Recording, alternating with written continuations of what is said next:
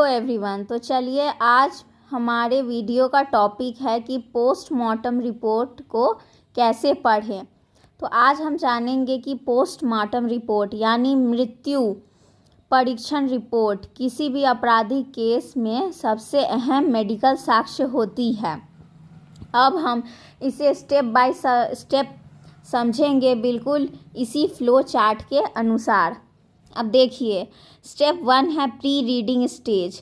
सबसे पहले हमें ज़रूरी डॉक्यूमेंट्स इकट्ठा करने हैं कि एफआईआर की कॉपी, इंक्वेस्ट रिपोर्ट यानी पंचनामा, सीजर लिस्ट और मेडिकल ट्रीटमेंट रिकॉर्ड्स। फिर ये ऑब्जेक्टिव तय करना है कि मौत नेचुरल थी या अननेचुरल, और अगर अननेचुरल थी तो सुसाइड, होमिसाइड या एक्सीडेंट। अब हमारा स्टेप 2 है कि हेडर और केस पर्टिकुलर्स, जिसका मतलब है कि रिपोर्ट का हेडर पढ़िए। इसमें FIR number, police station, magistrate का ऑर्डर, पोस्टमार्टम की तारीख और समय और डॉक्टर का नाम लिखा होता है। इसे इंक्वेस्ट रिपोर्ट से क्रॉस चेक करना ज़रूरी होता है। अब हमारा थर्ड स्टेप है आइडेंटिफिकेशन एंड क्लोथ्स, जिसका मतलब होता है कि आप बॉडी की पहचान पर ध्यान दीजिए, जैसे कोई टैटू, तिल या पुराना निशान। कपड़े किस हाल में हैं, फटे हुए, जले हुए, खून से सने हुए या इंटैक्ट। कपड़ों में कोई खास गंध आ रही है, जैसे पेट्रोल, शराब या केरोसिन। अगर बॉडी अननोन है तो पूरा फिजिकल डिस्क्रिप्शन नोट किया जाता है। अब हमारा स्टेप 4 है जनरल बॉडी कंडीशन। इसके मतलब होता है कि इसके बाद भी बॉडी की जनरल कंडीशन लिखी जाती है, जैसे height, weight, nutrition, hair, nails, teeth. Rigor mortis और लिविडिटी से मौत का समय एस्टिमेट किया जाता है, और डिकम्पोजिशंस के साइन हम देखेंगे, जैसे बदबू हो लग रहा है या कीड़े लगना, ग्रीन पैचेस जो हो जाते हैं वो भी हम नोट करते हैं। उसके बाद हम क्रॉस चेक करेंगे टाइम की कब इसका डेथ हुआ होगा। अब हमारा 5th स्टेप है एक्सटर्नल इंजुरीज़। अब इंजुरी चार्ट बनता है कि हर चोट को अलग अलग डिटेल में लिखा जाता है, जैसे उसका साइज़ क्या है, शेप क्या है, लोकेशन क्या है, डायरेक्शन क्या है, डेप्थ क्या है, कलर क्या है। और इसमें हम स्पेशल साइन भी देखते हैं, जैसे कि फायर आर्म में ब्लैकनिंग, हैंगिंग में लिगेचर मार्क, डिफेंड वुंड्स, हथेली या हाथ पे है कि नहीं, और सुसाइड में हेजिटेशन कट्स। साथ ही ये भी लिखा जाता है कि चोट एंटी मॉर्टम थी या पोस्टमार्टम है।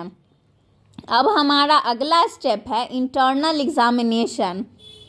इसमें हम इंटरनल ऑर्गन्स की जांच करते हैं, जैसे कि हेड, स्कल फ्रैक्चर है या ब्रेन हैमरेज है, नेक में लिगामेंट में मार्क है कि नहीं, हायोइड में बोन फ्रैक्चर है कि नहीं। फिर हम चेक करते हैं कि चेस्ट में लंग्स कंजस्टेड है या हार्ट एम्प्टी है। एब्डोमेन में हम देखते हैं कि स्टमक कंटेंट्स, खाना था, शराब से तो नहीं इसका मौत हो गया, या फिर जहर तो नहीं इसको दे दिया गया। फिर पेल्विक ऑर्गन्स में हम चेक करते हैं कि ब्लैडर भरा था या खाली था, यूट्रस की स्थिति क्या थी, सेक्सुअल असॉल्ट के कहीं हमें कोई साइन तो नहीं लग रहे हैं। अब हमारा अगला स्टेप है स्पेशल केस फाइंडिंग्स। कुछ मामलों में खास फाइंडिंग होती है। फायर आर्म केसेस में गोली रिकवर की जाती है।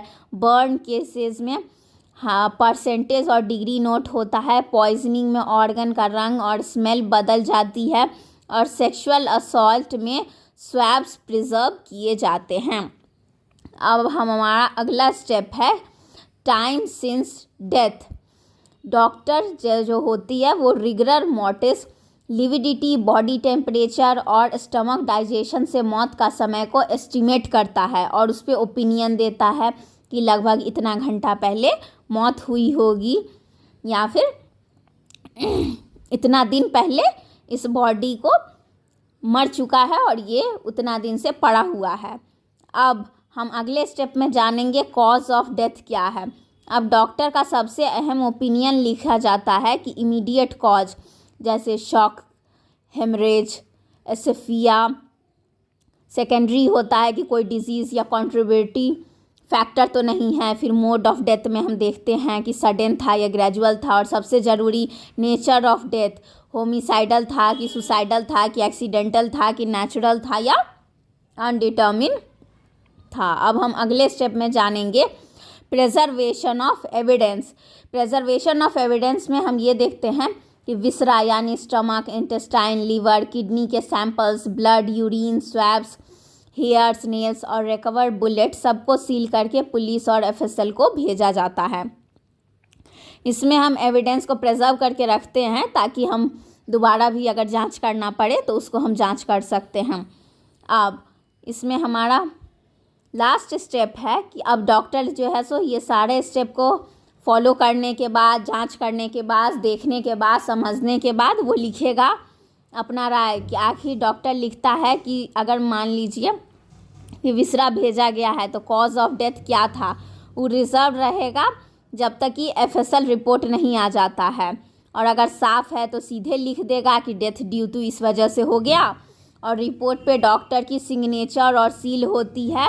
और ये बहुत ज़्यादा इम्पॉर्टेंट है, बिना सिग्नेचर और डॉक्टर के सील के ये कोर्ट इसको एडमिसिबल एविडेंस में नहीं लेगी, इसीलिए, और इसी की सर्टिफाइड कॉपी कोर्ट में एविडेंस बनती है।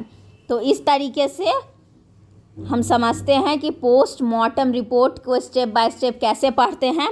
आपको डिटेल में समझ आ गया होगा, और अगर कोई चीज़ आपको नहीं समझ में आई है तो आप कमेंट करके मुझसे पूछ सकते हैं। और एक एडवोकेट के लिए बहुत ज़रूरी है कि हमें पोस्टमार्टम रिपोर्ट को पढ़ने आए ताकि कोर्ट में सही से क्रॉस एग्जामिनेशन हम कर सकें। So thank you very much, आपने इस वीडियो को देखा। अगर आपको वीडियो पसंद आया तो आप इसको लाइक करें, सब्सक्राइब करें और अपने दोस्तों के साथ शेयर कर सकते हैं। Thank you very much, stay tune for more updates.